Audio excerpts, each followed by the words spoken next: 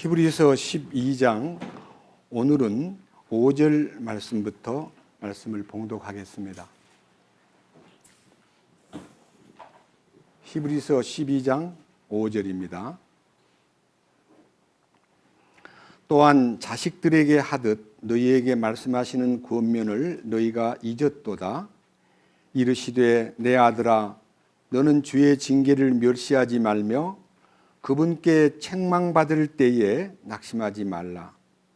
주께서 사랑하는 자를 친히 징계하시고 자신이 받아들이는 아들마다 채찍질 하시느니라 하셨느니라. 너희가 징계를 견디어내면 하나님께서 아들들을 대우하듯 너희를 대우하시나니 너희가 징계하지 않는 자가 무슨 아들이냐? 모든 사람이 징계를 받음으로 너희에게 징계가 없으면 너희가 사생하여 아들이 아니니라. 또한 우리에게 있던 우리 육체의 아버지들이 우리를 바로잡아도 우리가 그들을 공경하였거늘 하물며 영들의 아버지께 우리가 더욱 복종하고 이로써 살아야 하지 아니하겠느냐. 진실로 그들은 며칠 동안 자기들이 기뻐하는 대로 우리를 징계하였거니와 그분께서는 우리의 유익을 위해 하시나니 이것은 우리가 자신의 거룩함에 참여하는 자가 되게 하려 하심이라. 이제 어떤 징계도 그 당시에는 기쁘게 보이지 아니하고 슬프게 보이나 그럼에도 불구하고 나중에는 그것으로 말미암아 단련된 자들에게 그것이 의의 화평의 열매를 맺느니라. 11절 말씀까지 말씀을 봉독했습니다. 다시 한번 기도드리겠습니다. 거룩하신 주님, 오늘은 많은 사람들이 이 세상의 명절에 가장 서두에서 민속 명절이라 하여 많은 고향으로 찾아가기도 하고 일가 친척을 만나기도 함으로써 오늘은 식구들이 많이 적습니다. 그러나 그들이 어느 곳에 있든지 주님을 향하는 마음과 이 말씀을 갈망하는 마음 변함없이 주어질 줄로 믿고 오늘 이 히브리서 12장 5절 이하에서 이 말씀에 나타나 있는 하늘에 속한 비밀을 우리에게 나타내 주심으로써 우리가 말씀을 통해서 하나님 아버지께 공급을 받고 은혜를 받고 또 우리가 교훈을 받아서 우리의 삶에서 바로잡아 주시는 손길에 대해 감사하고 주님의 거룩하심에 참여하도록 이끄시는 손길에 감사드리고 그리고 의와 화평의 열매를 맺는 자리에까지 나아갈 수 있도록 주님 이끄시옵소서.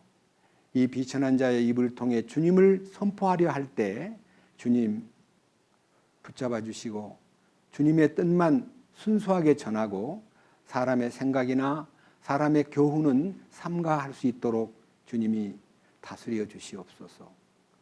우리 주 예수 그리스도의 이름으로 기도드렸습니다. 아멘. 제가 오늘 이 히브리서 12장 5절 이하의 말씀을 통해서 주님께서 주시는 이 징계의 목적과 또 징계를 통해서 나타내시고자 하시는 하나님의 기쁜 뜻을 선포하고자 합니다. 문제는 이제 이 징계를 받는다는 것은요, 징계의 내용들을 가만히 보면 경제적인 징계, 물질적인 징계가 있습니다. 그 다음에 건강에 타격을 주는 병이 든다든지 아니면 직장을 잃어버린다든지 회사를 경영하던 분이 갑자기 부도가 난다든지 사랑하는 사람이 갑자기 사별을 한다든지 종류가 여러 가지입니다. 그런데 우리는 이 징계를 두려워합니다. 대부분 징계를 받으면 낙심하게 되고 지쳐서 어떻게 내한테 이런 일이? 라고 생각하면서 상당히 자기도 모르게 원망이 솟구칠 수도 있습니다.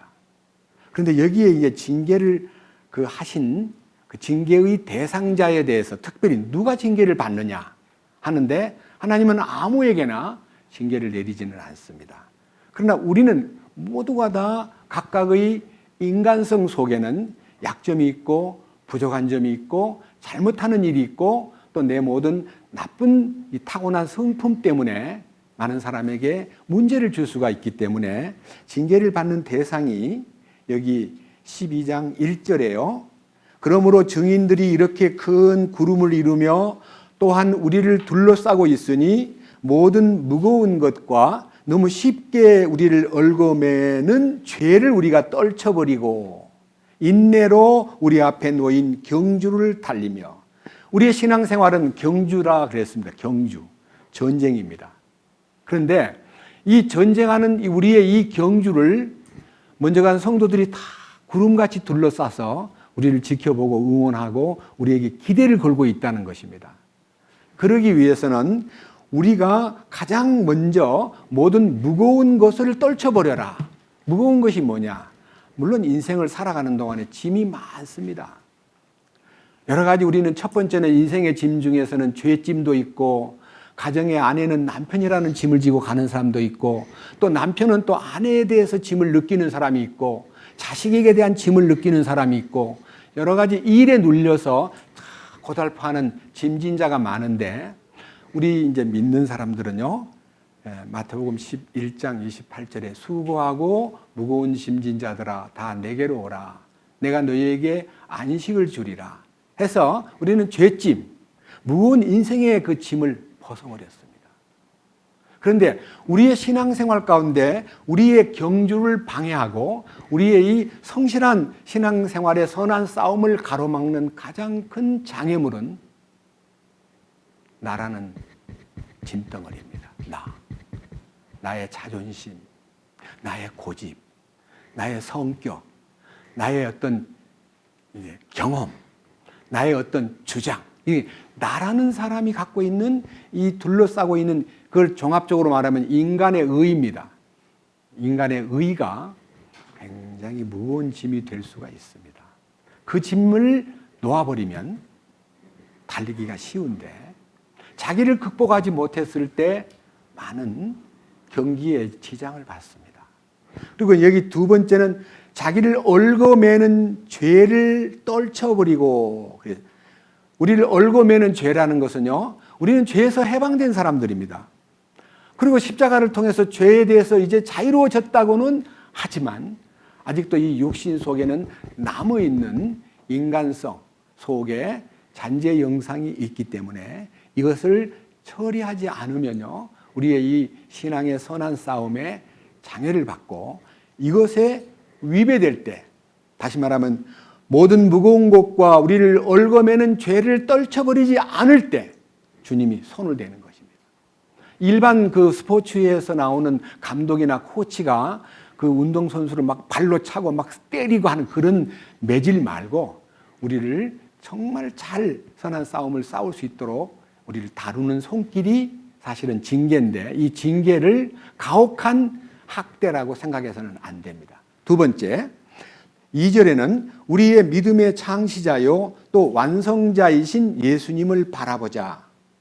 그분께서는 자기 앞에 놓인 기쁨으로 인해 십자가를 견디사 그 수치를 멸시하시더니, 그러니까 우리 주님이 우리를 위해서 세상에 오셔가지고 십자가에 그 달리시는 과정, 재판받는 과정이나 그 다음에 십자가를 지고 가는 과정이나 십자가에 달려있을 때의 그 말로 다 못할 수모를 당한 것은 우리 주님이 끝까지 참으셨고 그것을 이기셨기 때문에 우리 인류의 모든 죄를 다 해결할 수 있는 축복을 그분이 이 땅에 지금 2000년 동안 나타내고 계십니다.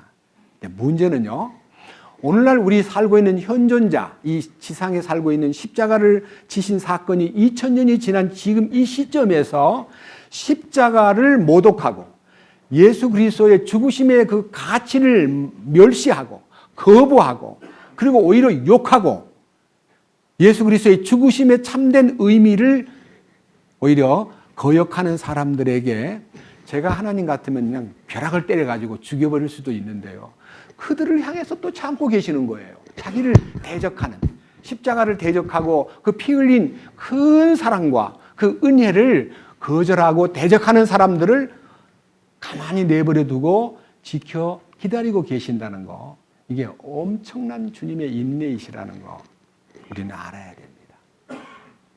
우리가 그분의 사랑과 인내로 인해서 구원을 받게 되는 겁니다. 그렇게 참아주셔요. 그러니까 죄를 깨끗게 하신 것만 아니라 우리의 모든 죄의 가능성, 이 죄에 대한 모든 인성을 청소하고 옛사람을 제거하고 십자가의 능력으로 우리를 변화시켜서 이끌어가려고 하는 그 손길마저도 우리가 우리 주변에 보면 너무나 많은 사람들이 거역하고 있다는 것을 느끼고 있습니다. 그러니까 그들을 하나님이 원하시는 궁극적인 우리를 구원시킨 목적은 제가 여러 번 얘기하지요. 하나는 왕과 제사장이 되게 하시려고, 하나는 당신의 짝인 사랑의 신부가 되게 하시려 우리를 구원한 거예요. 죄 사함 받고 살다가 뭐 아무데나 죄악에서 뒹굴다가 죽으면 천국 오라고 우리를 구원시킨 게 아닙니다. 우리를 구원하신 목적은요, 너무너무 하나님의 그 뜻이 크고 높다는 것을 우리가 망각하고 너무 세상에 왕과 제사장으로서의 합당한 훈련을 받지 않고 제멋대로 사는 사람에게 징계하십니다. 반드시 징계하십니다. 그것이 경제 문제든 건강 문제든 직장 문제든 인생의 여러 가지 형태의 문제들을 가지고 그를 다루십니다. 세 번째, 그 다음 3절.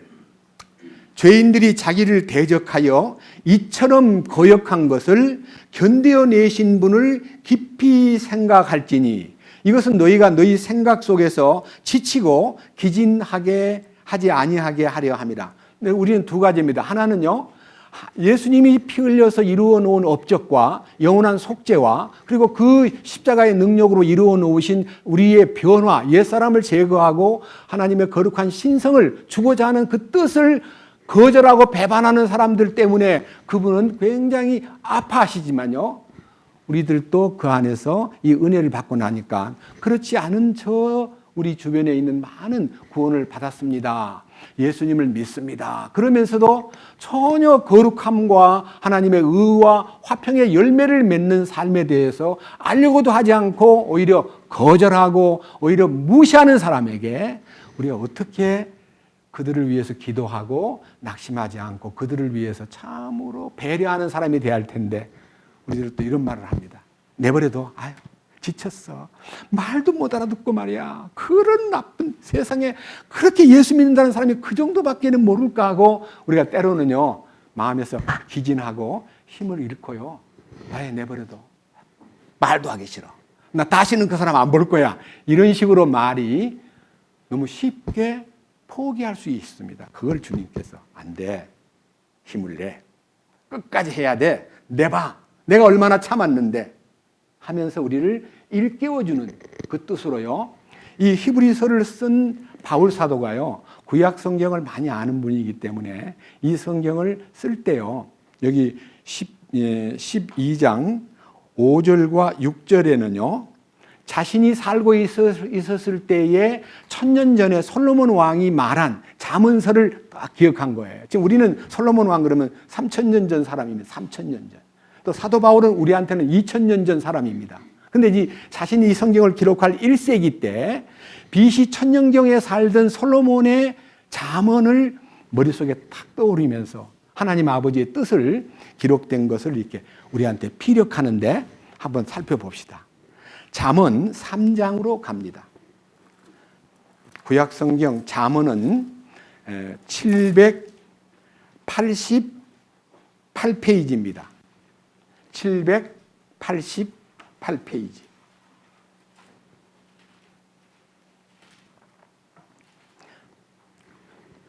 잠언 3장 11절과 12절입니다. 자세히 한번 들어보세요. 지금 우리가 히브리서 12장에서 읽었던 성경과 똑같은 내용입니다. 11절. 내 아들아, 주의 징계를 멸시하지 말며 그분께서 바로 잡아주시는 것에 실증을 내지 말라. 아버지가 자기가 기뻐하는 아들을 바로 잡아주는 것 같이 주께서 자신이 사랑하는 자를 바로잡아 주시느니라. 여기서 바로잡아 준다는 말이 징계의 목적이다, 그 말입니다. 우리는요, 우리 주님이 삐뚤어 나가고 주님의 뜻을 거역하고 잘못 사는 사람을 바로잡아 주기 위해서 매를 대는데 그 매가 사실은 어느 성도의 표현처럼 징계는 은총의 가면이다. 그래서 은총. 은혜를 주기 위해서 아주 무서운 가면을 쓰고 야단을 치는데 그 속에는 그를 바로잡아주기 위한 따뜻한 사랑이 있다는 것입니다.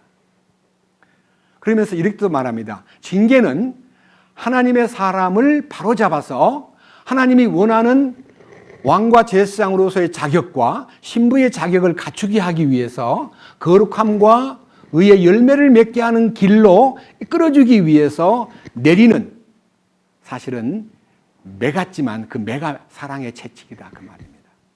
그래서 이 잠언서에 내 아들아 주의 징계를 멸시하지 말며 그분께서 바로잡아 주시는 것에 실증을 내지 말라.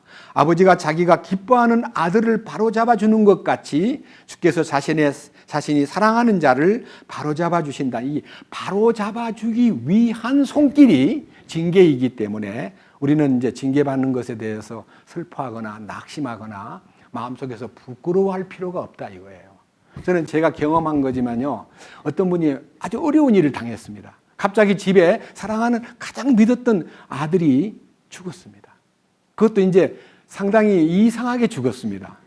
근데 이제 사람들이 다 조의를 표하고 안타까워하고 그 젊은이가 어떻게 그렇게 빨리 갔을까라고 하면서 이 마음 속에서 이제 굉장히 참 말 못할 마음으로 그 집이 이런 징계가 내리는 것이 축복을 받게 하기 위한 어떤 뜻이 계실까 하는 생각까지도 이 염두에 두고 이제 징계라는 단어가 이제 흘러갔습니다. 그런데요, 그 사람 귀에 이제 들어왔습니다.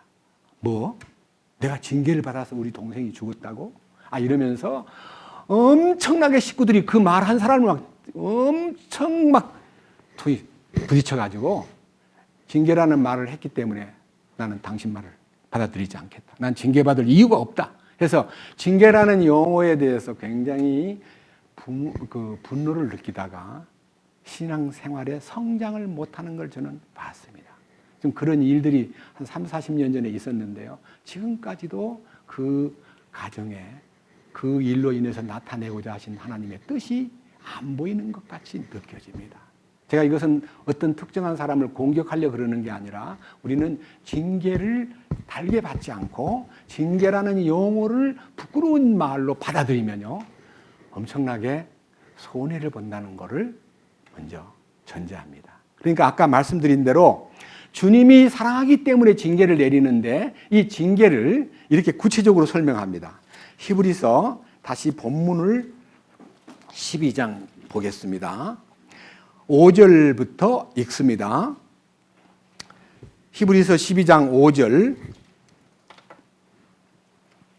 또한 자식들에게 하듯 너희에게 말씀하시는 권면을 너희가 잊었도다. 이르시되 내 아들아 너는 주의 징계를 멸시하지 말며 그분께 책망을 받을 때에, 아까 그 구약에는요, 바로잡아 주시는 일에 실증을 내지 말고 그랬는데, 여기는 이제 바로잡아 주기 위해서 책망, 꾸짖는 것을 멸시하지 말며 책망받을 때에 낙심하지 말라. 6절. 주께서 사랑하시는 자를 징계하시고 자신이 받아들이는 아들마다 채찍질 하셨느니라. 너희가 징계를 견디어내면 하나님께서 아들들을 대우하듯 너희를 대우하시나니 아버지가 징계하지 않는 자가 무슨 아들이냐? 모든 사람이 징계를 받음으로 너희에게 징계가 없으면 너희가 사생하여 아들이 아니니라. 이 옛날 개혁 성경에는 사생자요 참 아들이 아니니라. 참 아들은 매를 된다는 겁니다. 그래서 저는요, 이 말씀을 읽으면서 제가 징계받은 과거의 사건들을 그려보았습니다. 저는 정말 엄청난 징계를 받았습니다. 근데 처음 징계를 받을 때는 좀 낙심되려고 그러고 마음에 약간의 원망이 솟구쳤지만요, 이 한계에 부딪히니까 원망 대신요, 그냥 무릎을 꿇게 되고 도와주십시오. 잘못했습니다. 살려주십시오 하는 말이 나오더라고요. 그래서 넘겨보세요. 자, 이제는요, 9절과 10절을 이어서 봅니다. 9절. 또한 우리에게 있던 우리 육체의 아버지들이 우리를 바로잡아도 우리가 그들을 공경하였거늘 하물며 영들의 아버지께 우리가 더욱 복종하고 이로써 살아야 하지 아니하겠느냐. 이게 문제는요, 육신의 아버지도 자녀에게 매를 댑니다. 야단치기도 합니다. 그리고는 때로는 쫓아내기도 합니다. 야단치면서. 그러면 그거를 쫓아낸다고 부모가 쫓아냈다고 해서 그냥 나가버립니까? 막 안 나가려고 막 발버둥 치고 막 아버지 잘못했어요 하고 빌면 사실은 쫓아내기 위해서 쫓아낸 게 아니고 어떻든 간에 바로 잡아주기 위한 부모의 마음이 거기에 깃들여 있기 때문에 육신의 아버지가 징계를 해도 받아야 된다면 하나님 아버지의 영의 아버지께서 너를 징계하실 때에 그걸 달게 받고 그리고 복종해야 되지 않겠느냐? 그 다음 이제 목적 10절입니다.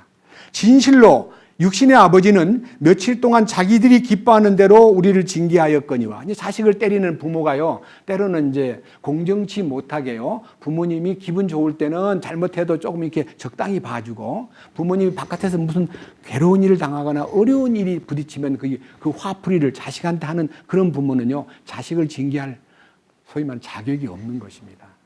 징계는 결단코 화풀이 하는 거 아닙니다. 정말 바로잡아주기 위한 그 본을 보이는 거기 때문에 아버지의 자식을 다루는 그 심정이요, 절대로 분노를 쏟는 그런 징계는 삼가해야 됩니다. 하나님 우리를 징계하실 때 하나님이 성질 나가지고 우리를 징계하시는 것이 아니다 이거예요. 여기 10절에 뭐라 그랬습니까? 진실로 그들은 며칠 동안 자기들이 기뻐하는 대로 우리를 징계하였거니와 그분께서는, 우리 아버지께서는 우리의 유익을 위해서 하시나니 이것은 우리가 자신의 거룩함에 참여하는 자가 되게 하려 하심이라. 우리를 하나님의 거룩하심 안으로 불러들이기 위해서, 내가 거룩하니 너희들도 거룩하라, 내가 완전하니 너희들도 내 아버지의 완전하심 같이 완전하라고 하는 그 자리로 끌어주기, 완전하심과 거룩하심이 목적입니다. 징계의 목적. 저는 이 말씀이 집약된 성경을 여러분 앞에 미리 알려드리고 싶습니다. 조금 앞으로 넘기면요, 디모데 후서 3장이 나옵니다. 이 324페이지입니다. 디모데 후서 3장 15절부터 읽습니다. 자세히 한번 여러분 들어보시면 고맙겠습니다. 15절.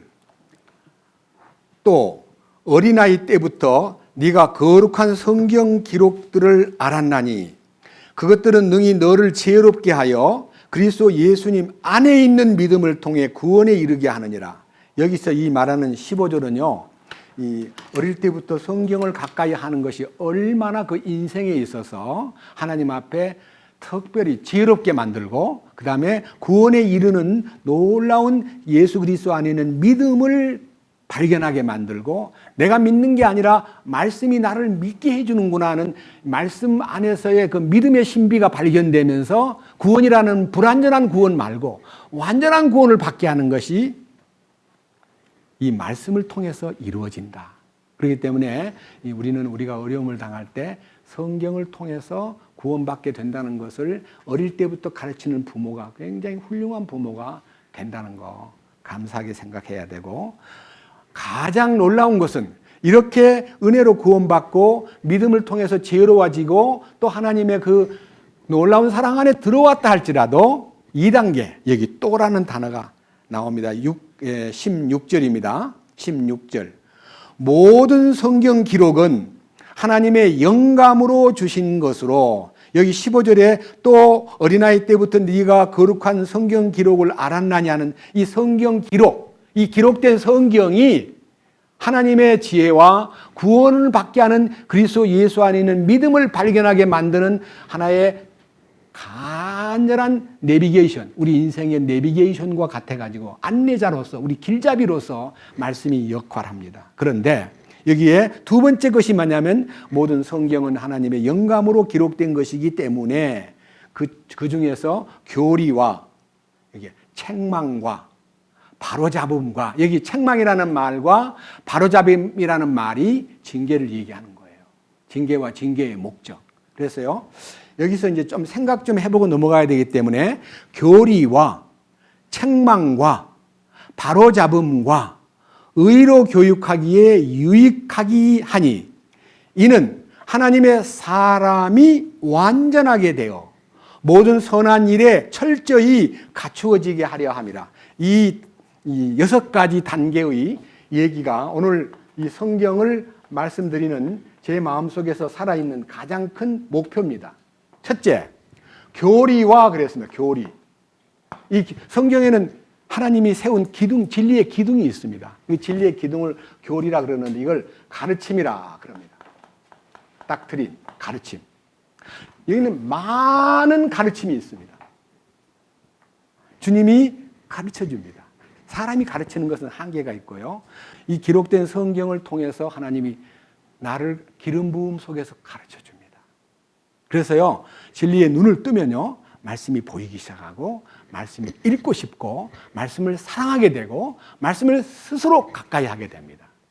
그래서 이 교리와 하는 이 교리가 우리한테 이제 비축이 돼야 됩니다. 교리 중에서요, 십자가의 피 흘림, 가치, 속죄, 그 다음에 예수 그리스도를 믿음으로 구원받는 그 믿음, 내 믿음이냐 그리스도의 믿음이냐, 그 다음에 그 믿음에 따르는 하나님의 축복, 그 축복이 이제 보상인데 이 보상이 어떤 사람에게 어떤 보상을 주느냐, 그 다음에 이제 우리가 기다리는 주님 다시 오실 때 휴거된다든지, 그 다음에 이제 어린 양 잔치에 들어간다든지, 천년왕국에 들어가서 우리가 은혜를, 영광을 누린다든지, 영원한 새 예루살렘에 들어가는 약속이 들어가 있다든지, 이런 모든 것이 전부 다 교리입니다. 이 교리에 충실해야 돼요. 두 번째, 이 교리에 어긋난, 이 가르침에 어긋난 길을 갈 때 교리와 그 다음 뭐라 그랬어요? 책망. 책망이란 말은요, 그냥 간단하게 얘기해서 꾸짖음이에요. 꾸짖음. 너 왜 그래? 그러면 안 되잖아. 이렇게 꾸짖는 소리가 또 들립니다.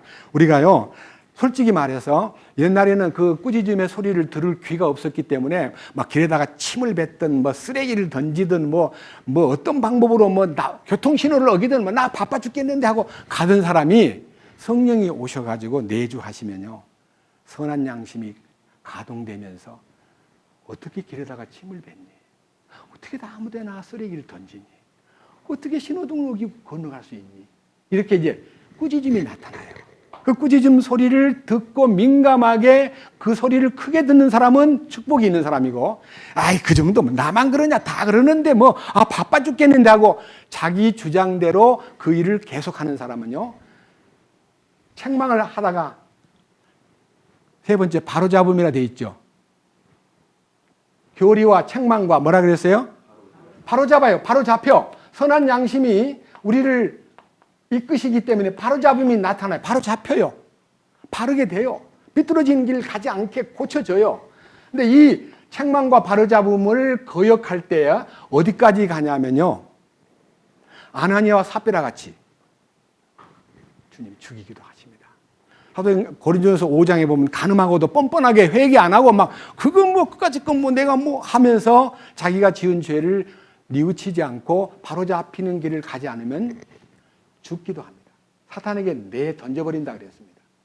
그리고 마태복음 18장에 죄를 지은 형제에게 개인이 충고하고 두세 사람이 충고하고 교회가 충고해도 받지 않거든 이방인과 세리처럼 취급하라. 그렇게 했습니다. 제외돼 버리는 겁니다. 우리는 우리 교회 가운데 그런 징계에 대해서 지나치게 이게 민감하지는 않지만요, 주님은 교리와 책망과 바르게 함과 그 다음 뭐라 그랬어요? 바로 잡아줌으로써 또 무슨 교육이, 여기 처음에 가르침이 있는데 의의 교육, 의로 교육한다는 말은요, 이게 이제 의가 부활의 능력과 연결되는 걸 얘기합니다.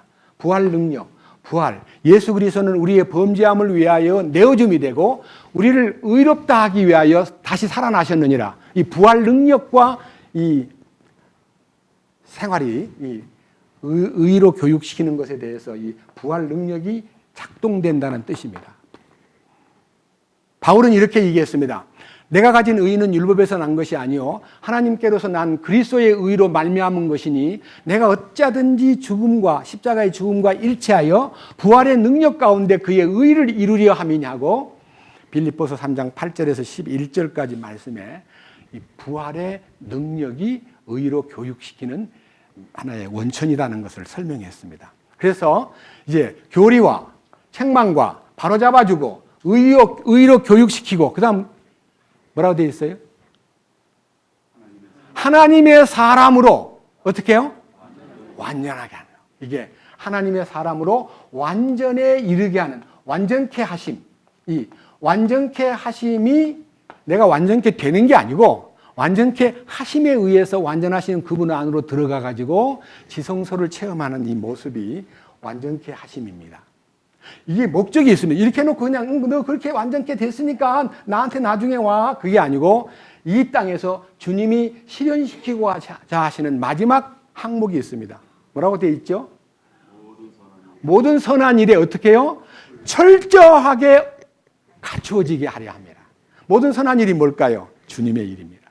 주님이 자기를 이 땅에 실현시키는 일에 철저하게 갖추어지게 하려고 여기에 이 6절이 생활의 목표인 것입니다. 모든 선한 일에 철저히 갖추어지게 한다는 말씀이 오늘 우리에게 너무 크게 이게 다가오는 것입니다. 저는요, 이 말씀을 통해서 우리가 꼭 깨달아야 될 부분이요, 너무 크기 때문에 저는 이 말씀을 이렇게 읽으면서 또 읽고 모든 성경 기록은 하나님의 영감으로 주신 것으로 했기 때문에요, 이 성경을 읽을 때도요, 그냥 문자로 대하면 이게 전혀 뜨지 않습니다. 근데 내 속에 하나님의 영감이, 하나님의 감동과 손길이 임할 때 이 말씀이 뇌마로 들리고 이 말씀이 생생한 하나님의 음성으로 내 마음을 장악하기 때문에 우리의 이 복종치 않았던 고집스러움과 인간성이 이렇게 딱 지워지면서 주님이 이렇게 나타나는 겁니다.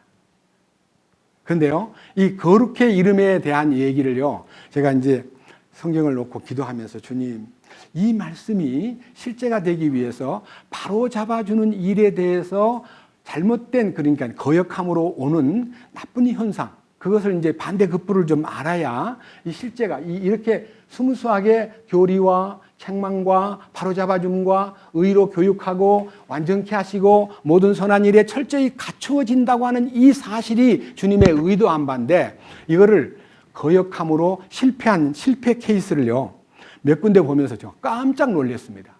여러분들도 그 부분을 알아야 이거를 거절하고 이 책망을 거절하고 이 징계를 달게 받지 않고 복종하지 않고 주님 앞에 이 부분에 대해서 시인을 안 하면 시인.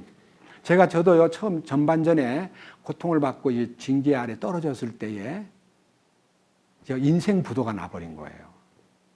복음을 위해서 산다고 노력했던 저가 복음도 못 전하고요, 완전히 밀려나가지고 갈 데 올 데가 없는 환경에 뚝 떨어졌습니다. 그때 제가요, 너무 처음엔 실망했습니다. 그리고 사람을 원망했습니다. 그러다가 이게 잠시고요, 그러다가 주님을 바라보는 순간에요, 제가 얼마나 잘못 살았던가에 대한 것이 나타나는데, 거기에서 이제 회개의 기회가 주어진 것은 너무 감사한 일이지만요, 여기 특별한 잘못된 사람들의 케이스를 한번 보면 우리가 이렇게 해서는 안 되겠구나 하는 느낌이 들어옵니다. 예레미야 5장을 보겠습니다. 예레미야 5장.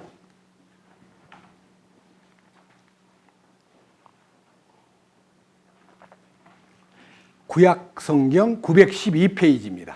912페이지.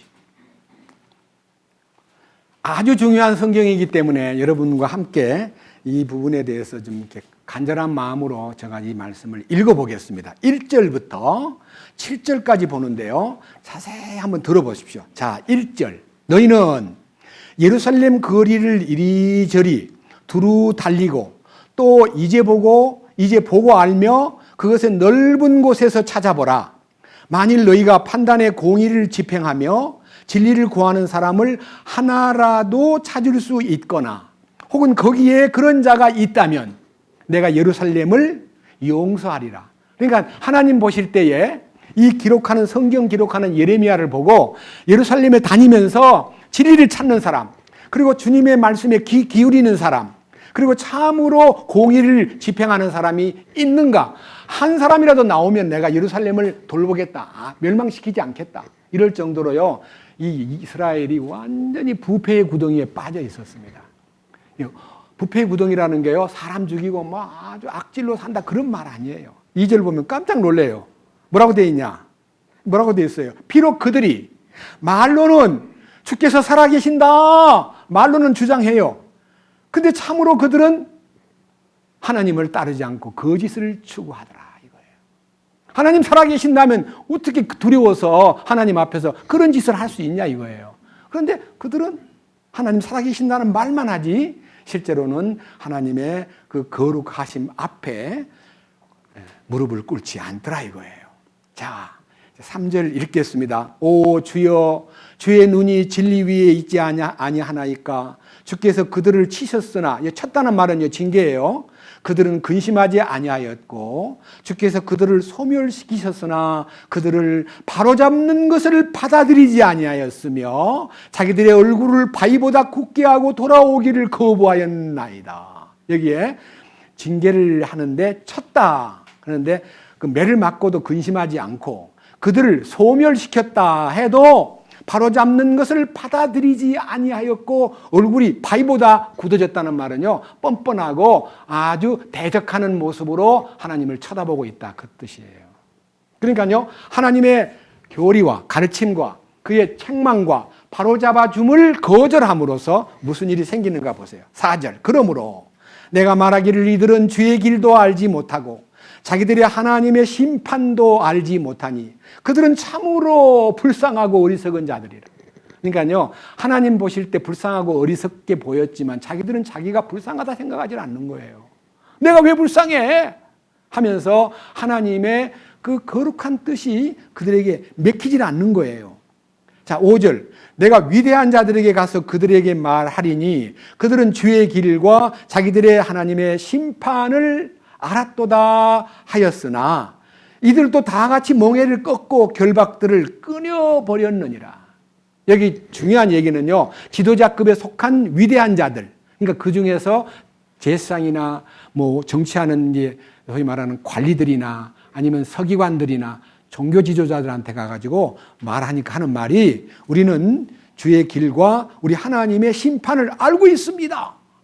말씀대로 살려고 합니다. 이런 말을 하는데 사실인즉 멍에와 그 다음에 결박을 끊어버렸다는 말은요, 반드시 하나님 앞에 돌아서기 위해서는요, 자기가 얼마나 무거운 짐을 지고 있다는 것을 알아야 주님 앞에 호소하고 주여 내가 너무 이 짐에 눌려 있습니다. 내 자존심 때문에 이렇게 내가 고민하고 있습니다. 내가 고집스럽게 내가 이렇게 버티고 있습니다. 이렇게 자기를 하나님이 내게 징계를 통해서 메워준 그 짐을 솔직하게 시인하고 주님 앞에 호소하면은요, 주님이 도와줄 텐데 말로만 하나님을 안다 그러면서 자, 그러므로 6절. 그러므로 숲에서 나오는 사자가 그들을 죽이고 저녁 때의 이리가 그들을 노략하며 표범이 그들의 도시들을 노려볼 터인즉 거기서 나오는 자마다 갈기 찢기리니 이는 그들이 범법이 많으며 그들이 타락이 늘어났기 때문이라. 그래서 여기서 사자, 이리, 표범은 사탄의 각색 방법의 공격형 어떤 해코지 하는 이 짐승들, 들짐승이나 이렇게 맹수가 나타나가지고 괴롭히듯이 말씀을 듣지 아니하면 다른 아시리아나 바벨론이나 악질적인 나라들을 일으켜가지고 이스라엘을 때린다는 거죠. 이게 이제 이스라엘 민족의 운명을 사자에게 찢기고 그 다음에 이리가 와서 노략하고 표범이 노려다보고 그 타락이 심한 그들에게 하나님께서 7절 내가 어찌 이 일에 대하여 너를 용서하겠느냐 네 자녀들이 나를 버리고 신이 아닌 것들을 두고 맹세하였으며 내가 그들을 배불리 먹임에 그때 그들은 간음하고 때를 지어 창녀들의 집에 모였도다. 그러니까요, 하나님을 섬기는 게 아니라 이방신을 섬기고 하나님 볼 때 간음을 하고 있더라 이거예요. 이게 이제 하나님이 주시는 그 거룩한 뜻을 저버린 사람들이 세상에 빠지면 야고보서 4장 4절 말씀과 같이 가늠하는 여인들이여 세상과 벗된 것이 하나님의 원수임을 알지 못하느냐. 누구든지 세상과 벗이 되고자 하는 자는 스스로 하나님과 원수가 되는 거다.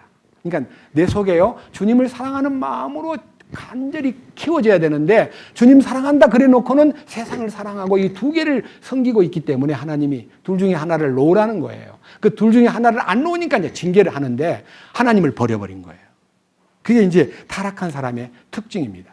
자, 뒤로 한번 넘겨보세요. 아주 무서운 얘기입니다. 그 땅이 어떤 일이 벌어졌는가 보겠습니다. 30절과 31절에 이 시대의 이제 종교계, 다시 말하면 믿음을 가졌다는 사람들의 모습이 이렇게 이제 타락돼 버린 거예요. 하나님의 가르침, 책망, 바로잡아줌, 의로 교육시킴, 완전케 하심, 하나님의 선한 일을 위하여 철저히 갖추어지게 하려는 하나님의 은혜의 경영을 거절하고 이렇게 돼버렸어요. 30절 뭐라 그랬습니까? 그 땅에서, 그러니까 이스라엘 나라에서 놀랍고도 무서운 일이 이루어졌도다. 무슨 일이 놀라운 일이냐? 무슨 일이 무서운 일이냐? 31절 대언자들은 거짓으로 대언하고, 말씀 전하는 사람은요 거짓으로 대언하고, 제사장들은 자기 방법으로 다스리며, 제사장들이 무슨 지배자입니까?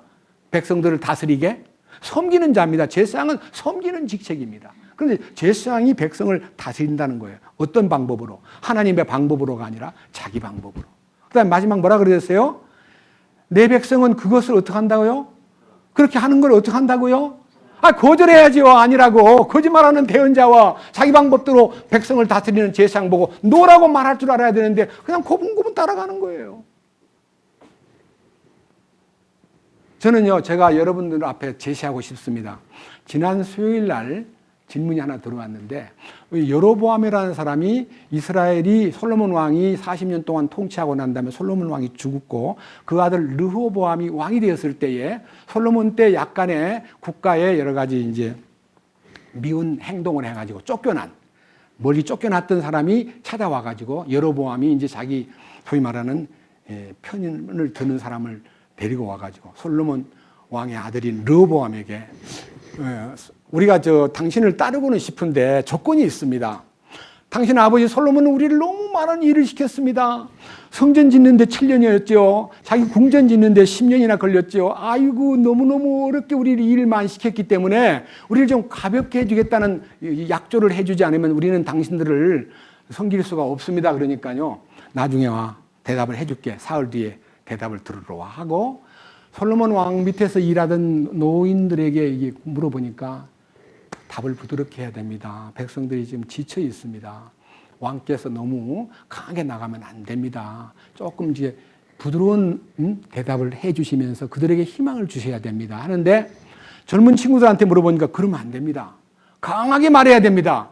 우리 아버지의 허리는 내 새끼 손가락 같고, 우리 아버지는 채찍으로 여러분들을 때렸지만 나는 전갈로 때리겠어. 이렇게 강하게 강경정책을 써야 따라옵니다 하고 말을 함으로써 이 르호보암이 친구들의 말을 듣고 강경정책을 쓰는 바람에 도망을 가고, 당신하고 헤어지겠습니다 하고 이스라엘을 딱 모았는데 북쪽 10지파가 여로보암을 따르고 남쪽에 2지파, 레위 지파와 유다 지파만 남았습니다. 그러니까 유다 왕국은 아주 작은 왕국이 되었고 분열 왕국 이스라엘은 대국이 되었습니다.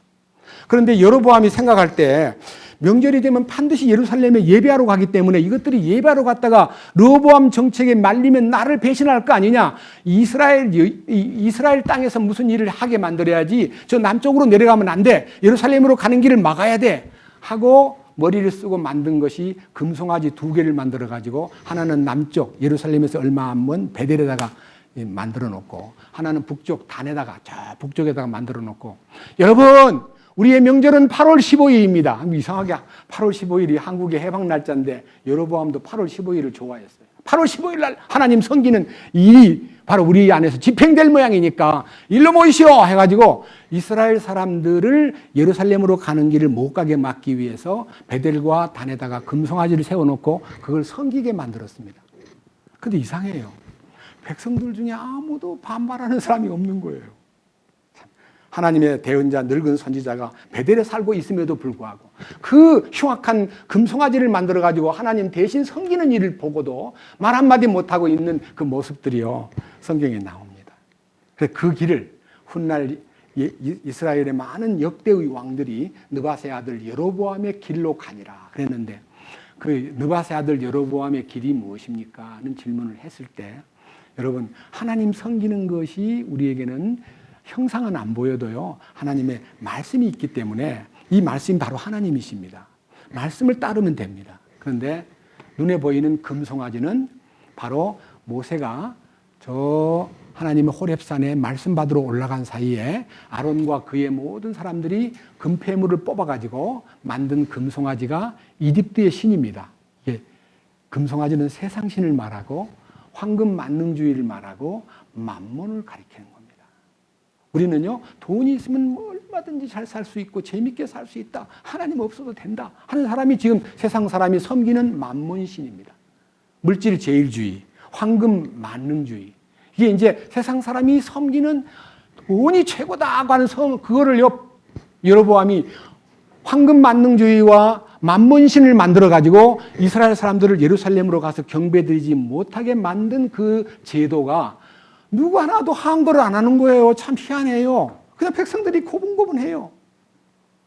그래서 지도자가 잘못되면요, 굉장히 어려운 일을 당하는구나 하는 것을 느꼈습니다. 자, 이제 한 장 더 넘겨가지고 예레미야 7장으로 갑니다.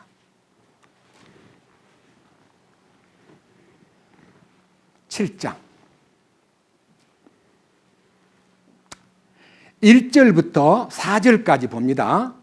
주로부터 예레미야에게 임한 말씀이라. 이르시되 주의 집 문에 서서 거기서 이 말을 선포하여 이르기를, 주께 경배하려고 이 문들로 들어가는 너희 모든 유다 사람들아, 주의 말씀을 들으라. 만군의 주 곧 이스라엘의 하나님이 이같이 말하노라. 너희 길들과 너희 행위들을 고치라. 그리하면 내가 너희로 하여금 그곳에 거하게 하리라. 너희는 이것들이 주의 성전이라, 주의 성전이라, 주의 성전이라 하는 거짓말을 믿지 말라. 자, 이제 이스라엘 남쪽 땅에는요, 아직도 예루살렘 성전이 있기 때문에 솔로몬이 지은 성전에요, 사람들이 막 모여들어요. 성전에 모여들어요. 그런데 성전을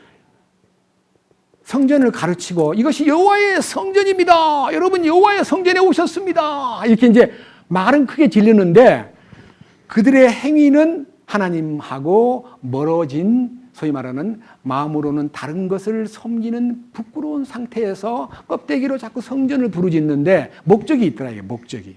여기 보세요. 8절 보라. 너희가 유익을 끼치지 못하는 거짓말을 신뢰하는도다. 너희가 도둑질하고 살인하며 간음하고 거짓 맹세하며 바알에게 분향하고 너희가 알지 못하는 다른 신들을 따라 걸으면서 내 이름으로 불리우는 이 집에 들어와 내 앞에서 서서 말하기를, 이 모든 가증한 것을 행하려고 우리가 구출을 받았나이다 하려느냐. 내 이름으로 불리는 이 집이 너희 눈에 강도의 소굴이 되었느냐. 이게 이제 강도의 소굴이 된 성전. 예수님 오셨을 때도요, 막 성전 안에서 막 비둘기도 팔고 돈도 바꾸고 막 이거 사세요, 여러분 이거 사세요 하는데 예수님 오셔가지고 노끈으로 채찍을 만들어가지고 다 쫓아내버렸잖아요. 내 아버지 집으로 강도의 집을 만들지 말라. 이렇게 하신 것처럼요, 오늘날 하나님의 성전을 빙자해가지고요, 이익을 취하는 모든 행동이 하나님의 성전을 강도의 굴혈로 만든, 그러니까요, 여로보암 정책은 아예 그냥 만몬을 따르게 만들고, 교회는 주님의 이름을 부르고 있으면서도 만몬을 추구하도록 만들면서 이 교회 안에, 소위 말하는 주님을 믿는 사람들 안에 이권을 취하기 위해서 사람을 이권의 수단으로 삼는 교회들이 많이 있습니다. 우리는 결코 주님의 교회 안에서 자기 이익을 취하는 어떤 수단도 동원돼서는 안 되는 거예요. 그래서 여기에 대한 얘기가 너무 강하게 나오는데 저는요, 이 부분은 이제 생략하고 하나님의 거룩하신 교리와 가르침과 책망을 버리고 바로잡아줌을 거절하고 의의 교육도 못 받고 하나님이 원하는 완전케 하심 안으로 들어가지도 못하고, 그리고 하나님이 철저히 갖추어짐으로써 선한 일을 하게 만들려는 하나님의 그 경영을 마다하고 살아간 사람들의 모습을, 자, 여기 7장 22절부터 보면요, 이제 답이 28절에서 나옵니다. 자, 들어보십시오. 내가 너희 조상들을 이집트 땅에서 데리고 나오던 날에 번제 헌물이나 희생물에 관하여 그들에게 말하지도 아니하고 명령하지도 아니하였느니라. 이 말은요, 하나님이 이스라엘 민족을 저 애굽 땅에서 430년 만에 구원시켜 가지고 너희들이 나한테 바쳐야 된다. 희생물을 바쳐라. 나한테 번제물을 바쳐야 돼. 나는 너희들한테 구해줬으니 너희가 은혜를 갚아. 하나님이 사람들에게 손을 내밀거나 무엇을 바치라고 말한 적이 없다. 그런데 오늘날 우리는 교회 가면 이래요. 뭐 안수기도만 한 번 해주고도요, 금일봉 안 바치면요 이상한 사람으로 취급받고, 또 목사님한테 특별 안수기도 받으려고 그러면요 특별 헌금을 갖고 가야 되는 것이 이 기독교의 불쌍한 돈 거래입니다. 밑에 보십시오. 하나님이 원하는 바가 뭐냐? 23절.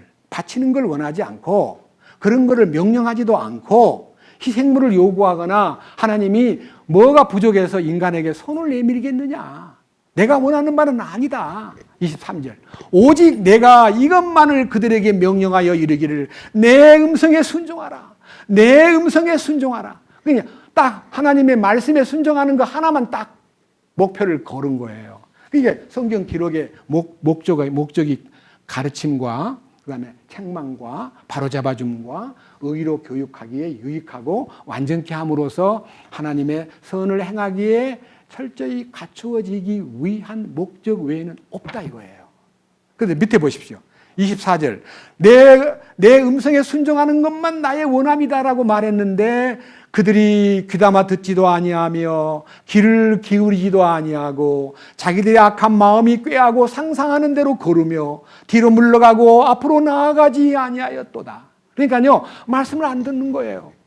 오늘 여기 계신 우리 형제 자매님들도요, 여기서 주일날 말씀 들을 때 말고 집에 돌아가가지고 내가 얼마만큼 말씀에 귀 기울이고 말씀에 순종하는가를 자기한테 체크해야 됩니다.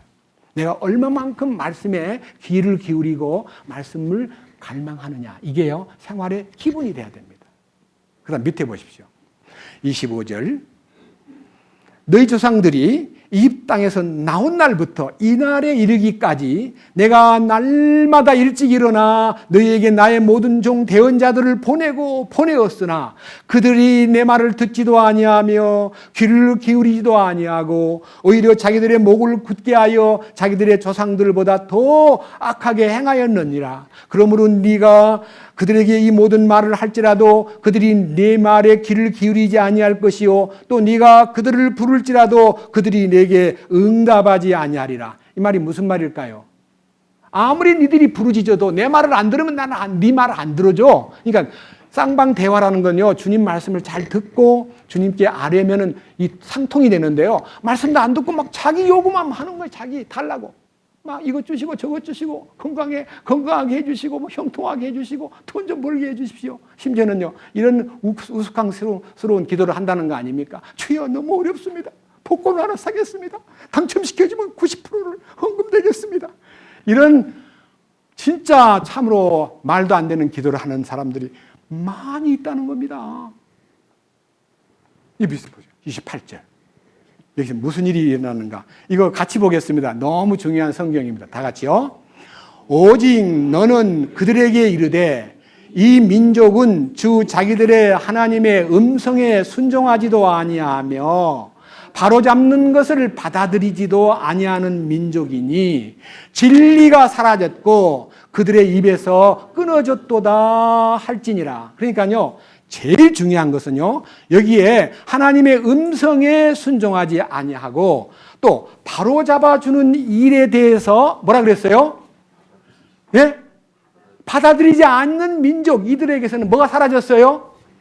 여기 총괄이 뭡니까? 진리예요, 진리. 진리. 기록된 말씀은 진리입니다. 모든 성경은 나에 대해서 증거한다. 예수님이 진리잖아요. 진리에 순종하지 아니한 사람은 진리를 잃어버리게 되고 진리를 잃어버릴 뿐만 아니라 뭐라 그랬어요? 그 입에서 뭐가 끊어졌어요? 찬송도 끊어지고 간증도 끊어지고 감사도 끊어지고 진리의 얘기가 안 나오는 거예요. 입만 열면 불평하고 입만 열면은 저주스러운 얘기를 하고 입만 열면 남을 피곤하게 만들고 그게 이스라엘 민족의 양상이라고 말했습니다. 그래서 참 하나님께서요, 이 일에 대해서 참 안타까운 그 마음에 이제 결과가 어찌 되냐. 이 마지막 절수 하나 봅니다. 34절.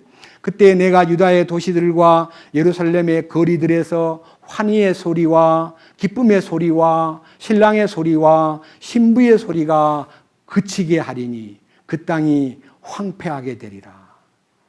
그러니까요, 기쁨과 감사가 다 끝나버리는 거예요. 이게 이제 아까 기본적인 하나님의 가르침과 책망과 꾸짖음을 거부하고 바로잡아주는 것을 마다하고 그리고 의의 교육을 거절하면, 지금 우리 교제 가운데는 의의 교육이 활발하게 이루어지고 있습니다. 성령의 인도하심을 따라 말씀을 가까이 하는 것이 의의 교육입니다. 그러면서 우리로 하여금 철저하게 완전함에 대해서 눈을 뜨게 하고, 그리고 하나님이 원하시는 하나님의 선하심에 완벽하게 대처할 수 있도록 갖추어지는 것이 우리 주님이 우리를 향하신 뜻입니다. 이게 이제 얼마나 놀라운 일인가요? 제가요, 이 부분에 대해서 결론을 내리겠습니다. 제가 마음속에서 기도하다가요, 주님, 징계를 받고 바로 선 사람, 그리고 의의 열매를 맺은 사람이 누군지요 하고, 막 다윗도 보이고, 여러 사람 많이 보이는데요. 갑자기 오늘 새벽에 룻기가 딱 보이는 거예요. 그래서 아침 룻기를 사장밖에 없으니까요, 읽으면서 기도했습니다. 참 멋있다. 룻은 나옴이라는 사람의 남편 엘리멜렉이 베들레헴 출신입니다. 유다 지파 베들레헴에서 살던 떡집에 하나님의 그 공급의 상징인 베들레헴에, 더군다나 아주 오랫도록 그 왕가의 가문에 속한 사람인데, 이 엘리멜렉이 흉년이든 그 베들레헴의 흉년을 피해서요, 거기 좀 머물고 그 징계를 좀 받으면 은혜가 될 텐데, 있는 거 다 팔아가지고요, 여보 갑시다. 두 아들 말론과 기련을 데리고 나오미와 함께 이 엘리멜렉이 저 좀 잘 사는 땅 모압이라는 곳으로 이사를 갔습니다. 그것도요, 이스라엘 땅이 아닌 외국에 이민을 갔습니다. 갔는데 거기 가가지고 얼마 있다가요, 아들이 커가니까 장가를 둘 다 보냈습니다. 아들 말론과 기련. 그중에 이제 말론의 아내는 이제 룻이고 기련의 아내는 오르바라는 여자하고 결혼을 시켰는데요. 결혼시켜놓고 얼마 있어 남편이 죽어버려요. 엘리멜렉이 갑자기 죽었어요. 그게 이제 징계예요. 큰 징계. 식량난과 기근을 피하여 하나님을 등진 사람한테는 하나님 죽음을 통해서 가르쳐주는 것 같아요. 근데 또 결혼한 지 이제 10년도 안 되고 애기도 없는 상태에서 말론과 기련 아들 둘이가 죽어버렸어요. 그 집엔 과부만 셋이 남았습니다. 어머니, 시어머니 나오미하고 며느리 오르바와 룻이라는 세 과부들만 남은 거예요. 그런데 이제 이 나오미는 믿음이 있는 사람입니다. 하나님 앞에 기도하는 사람이었습니다. 근데 소식이 들려옵니다. 베들레헴이 복구되었다. 회복되었다. 돌아갈 때다. 그래서 돌아갈 때가 이제 보리배든 5월 달인데요. 돌아가려고 마음을 딱 먹고 이 며느리 둘을 앉혀놓고, 얘들아, 참 너희들이 정말 나 곁에 있는 것도 고맙다. 그렇지만 나는 이제 고향으로 돌아가야 되겠는데, 너네들 젊은 사람이 내가 언제 결혼해가지고 애를 낳아서 너희한테 짝을 맞춰주겠냐. 나는 나이도 늙었고 너희들은 젊으니까 다시 인생을 새로 시작해라. 너희 집이 돌아가서 친정에 가서 시집을 새로 가든지 그렇게 해라. 내가 너희들 보면 마음이 너무 아프구나 하고 이제 안타까운 마음으로 이제 충고를 하니까요. 어머니, 왜 우리를 가라 그러십니까? 아닙니다. 가겠습니다. 하다가 또 말합니다. 아니야. 너희들을 데리고 가면 내가 어떻게 사냐? 내가 너희들을 행복하게 못 해줘. 그러니까 너희 행복을 위해서 내가 그러니까 제발 좀 가란 말이야 하고 다 가라 그러니까 둘째 며느리인 오르바가요. 네, 가겠습니다. 하고 떠났어요. 그 떠나는 오르바를 보고 룻을, 야, 너도 가라. 네 동서가 지금 가지 않았냐? 가라니까 이 룻이라는 여자가요, 얼마나 지금 담대한지. 어머니, 나 돌아가라 하지 마세요. 어머니 하나님이 나의 하나님이고요. 어머니 가시는 곳에 나도 가고, 어머니 묻히는 곳에 나도 묻히고, 어머니 나 죽는 거 빼놓고 어머니를 떠나는 것은 하나님 나한테 저주를 내릴 겁니다. 가라 하지 마세요. 나 어머니 곁에서 죽겠습니다. 이렇게 이방 며느리가요, 그렇게 시어머니를 좋아하는 거예요. 그러니까 어머니가 말을 못하고, 그래, 가자. 이 며느리 하나를 데리고 이제 아주 어렵게, 그때 이사 나올 때는요, 이 나귀를 타고 짐을 싣고 나왔는데, 이제 완전히 자식이 잃고 남편이 잃고 이제 아무것도 없는 빈손으로 터벅 걸어가지고 베들레헴 근방에 딱 도착하니까 동네 사람들이 다 알아보고 막, 야, 얘 나오미가 왔구나 하고 나오미라고 막 환영을 하니까요. 나 나오미가 아니야. 나오미라 부르지 마. 나는 마라예요. 나는, 나오미라는 말은 즐거움이라는 뜻입니다. 희락. 그리고 마라라는 뜻은 괴로움, 쓰다 하는 뜻이에요. 나 풍족하게 나갔다가 지금 돌아올 때 이렇게 거짓골이 돼가지고 오는데 내가 무슨 나오미요? 나는 마라요. 하나님에게 맞아가지고 내가 이렇게 빈 껍데기가 되어서 돌아오고 있어. 나를 나오미라 부르지 마세요 하고 이 어머니가요 빈손으로 돌아오는 자기를 환영해주는 마을 사람들한테 나를 나오미라 부르지 말고 나를 마라라 불러주세요 하는 것이 징계 아래 있는 순종하는 마음, 현실을 받아들인 마음이었어요. 근데 그때가 보리배 된 때입니다. 먹을 것이 있어야죠. 그래 아마 거쳐도 어디 방 하나 조그마한 거 빌려가지고 이 며느리가 이 바구니 하나 딱 들고 자루 하나 들고 어머니 이삭 주우러 가겠습니다. 이삭을 주우러 이제 밭으로 갔는데 참 하나님의 경륜과 손길이요 닿은 것 같아요. 굉장히 유능한 보아스라는 농장에 마침 이삭을 줍다가 자꾸 열심히 이삭을 줍고 있으니까 보아스가 농장에 와서 이 관리하는 사람 입장에서 저 처녀가 저 여자가 누구냐? 아이고 모압 땅에서 온 나오미의 며느리인데요.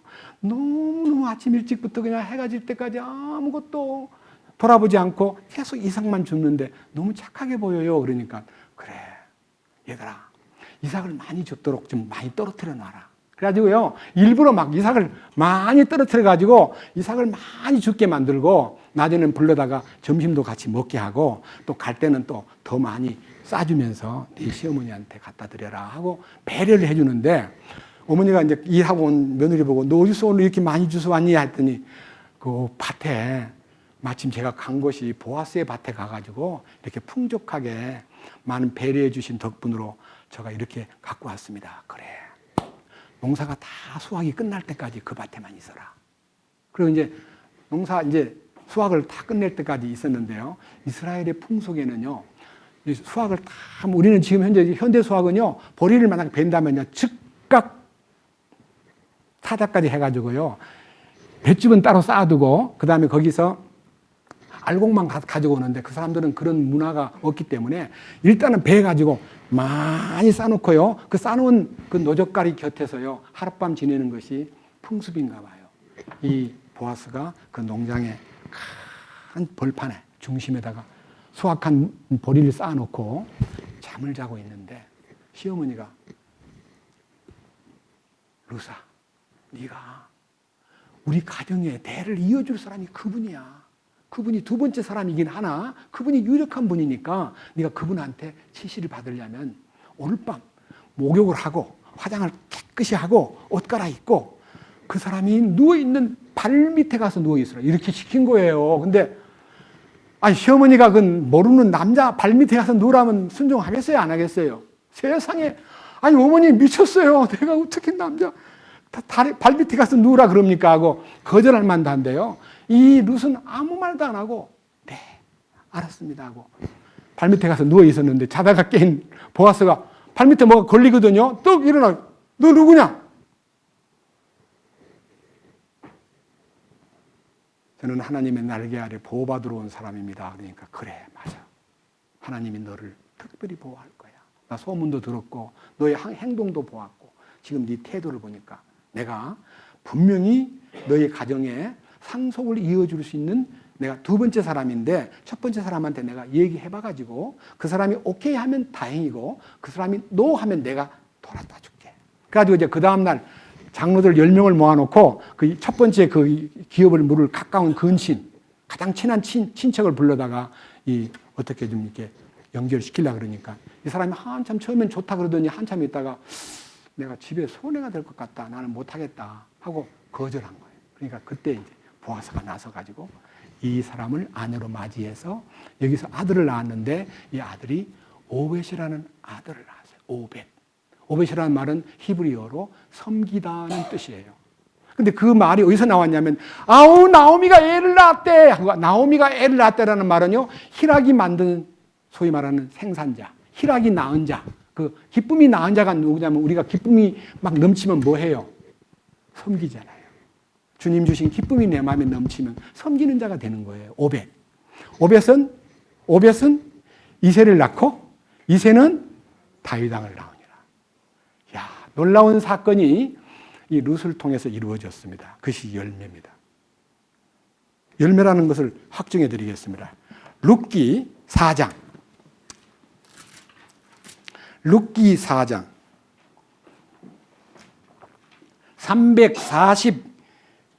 348페이지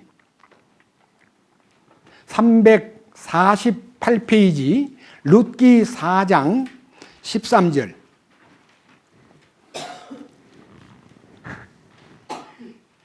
이에 보아스가 룻을 취하여 자기 아내로 삼고 그녀에게로 들어가니 주께서 그녀를 수택해 하심으로 그녀가 아들을 낳음에 여인들이 나오미에게 이르되 주를 찬송할지로다. 그분께서 이날 너를 친족이 없게 내버려 두지 아니하셨도다. 그의 이름이 이스라엘에서 유명하게 되기를 원하노라. 그가 내게 생명의 회복자가 되게 하며. 생명의 회복자, 노년에 복량할 자가 되리니 너를 사랑하며 내게 7 아들보다 더 나은 내 며느리가 그를 낳았도다 하니라.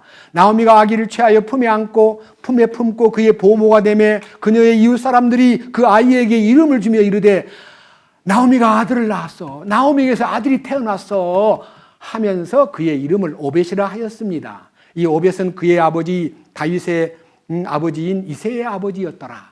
그러니까요, 얼마나 놀라운 집안입니까? 왕가에 들어간 겁니다. 이 보아스는 예수님의 그림자입니다. 우리는 우리의 운명이 막 찌그러지고요, 환난 가운데 떨어졌을 때 어느 누구도 우리를 회복시킬 자가 없습니다. 예수님을 만나야 우리가 풀리고 거기에 이제 다시 시작하는 거예요. 다시 그의 가르침과 그의 책망을 달게 받고 바로잡아주는 데에 대해서 감사하고, 그리고 의의 교육을 받으면서 철저하게 완전케 하심에 대하여 의의 열매를 맺는 자리에 갑니다.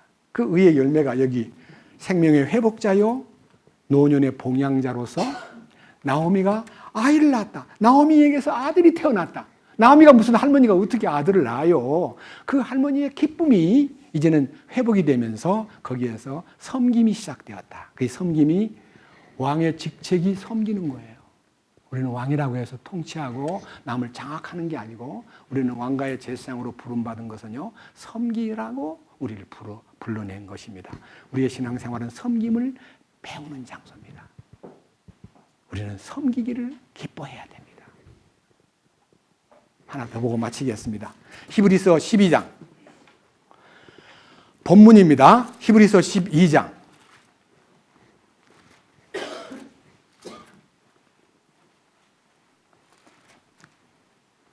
10절과 11절입니다. 진실로 그들은 며칠 동안 자기들이 기뻐하는 대로 우리를 징계하였거니와 그분께서는 우리의 유익을 위하여 하시나니 이것은 우리가 자신의 거룩함에 참여하는 자가 되게 하려 하심이라. 하나님의 거룩에 참여할 수 있는 길이 징계를 통해서 이루어진다면 이 얼마나 징계가 축복스럽습니까? 저도 징계를 통해서 하나님의 거룩에 참여할 수 있고 십자가에 연합할 수 있는 길을 얻게 된 것을 감사드립니다. 또 한 가지, 11절. 이제 어떤 징계도 그 당시에는 기쁘게 보이지 아니하고 슬프게 보이나 그럼에도 불구하고 나중에는 그것으로 말미암아 단련된 자들에게, 단련된다는 말은 이 징계를 통과할 때 무슨 일이 벌어져요? 그를 통해서 의의 화평의 열매를 맺느니라. 생명의 회복자요, 노년의 봉양자로다. 나오미가 아들을 낳았는데 그 아들이 오벳이로다 하는 이 놀라운 함수 관계가요, 우리 마음에 풀리는 거예요. 우리 마음에 오벳이 탄생되는 거예요. 이 의의 화평의 열매입니다. 우리가 이 열매를 우리 마음에 소망하고 징계를 달게 받는 거, 이 교제 가운데도 지금 현재 징계의 현실입니다. 그럼에도 불구하고 우리는 낙심하지 않습니다. 주님이 기뻐합니다. 인도해 주십니다. 이 말씀대로입니다. 그의 가르침과 그분의 꾸짖음과 그분이 바로 잡아주는 것만 우리가 받는다면, 사람이 우리를 꾸짖는 일에 귀 기울이지 마세요. 주님이 우리를 꾸짖으면 거기에 귀를 곤두세워가지고 그 말씀에 귀를 기울일 때에 틀림없이 놀라운 부활 생명의 의의 교육과 완전케 함에 이르는 것과 거룩하게 되는 것과 의의 화평의 열매를 맺는 축복이 우리한테 나타날 것입니다. 주님의 이름을 찬양합니다. 감사합니다. 주님, 오늘은 우리 자신들이 징계를 통해서 거룩함에 참여하는 자가 되어 의의 화평의 열매를 맺는 이 나오미가 돌아와 회개하고 주님 앞에 엎드렸을 때에 동네 사람들은 그를 나오미라고 불러주었지만 자신은 나오미가 아닙니다. 나는 말합니다. 나는 고통스럽습니다. 나는 괴롭습니다. 나는 다 잃어버렸습니다. 그러나 하나님께서 보아스를 만나게 해주심으로써 그 가정이 회복이 되고 생명이 회복이 되고, 그리고 노년의 복량자가 되어줄 뿐만 아니라 나오미가 아들을 낳았다는 말을 들을 만큼 그 집안에 놀라운 평화가 회복되고 하나님의 크신 은혜가 나타난 것을 감사드립니다. 나오미가 그 일로 인해서 부자가 되었다는 소문은 듣지 못했지만 부여하신 하나님의 부여 안에 들어감으로써 보아스의 아내가 되고 보아스의 시어머니가 됨으로써 이제부터는 주님 안에서 누림이 있다는 것에 대해서는 감사드릴 수밖에 없습니다. 우리가 주님과의 관계가 열린 것으로 감사해야지, 우리가 부자가 되고 돈이 많아지는 것에 대한 감사는 우리는 그것이 우리의 목적이 아님을 믿습니다. 우리는 비록 생활이 어렵고 힘들지라도 주님 안에서 생명이 회복이 되고, 그리고 우리의 모든 삶을 책임져 주는 복량자가 계신다는 것을 믿고, 우리 속에 나오미가 낳은 아들 오벳이 살아있게 하시옵소서. 우리는 섬김의 위치에서 죽도록 충성하고 주님 오시는 그날까지 지극히 작은 일에 충성되고 섬기는 자로 살아가도록 이끄시옵소서. 우리를 구원해 주신 주 예수 그리스도의 이름으로 기도드렸습니다. 아멘.